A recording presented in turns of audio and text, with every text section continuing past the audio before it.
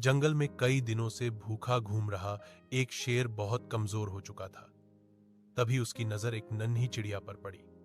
वह उसे पकड़ने ही वाला था कि चिड़िया बोली, मुझे खाकर आपका पेट नहीं भरेगा, लेकिन अगर भरोसा करें तो मैं आपको बड़े शिकार तक ले चलूं।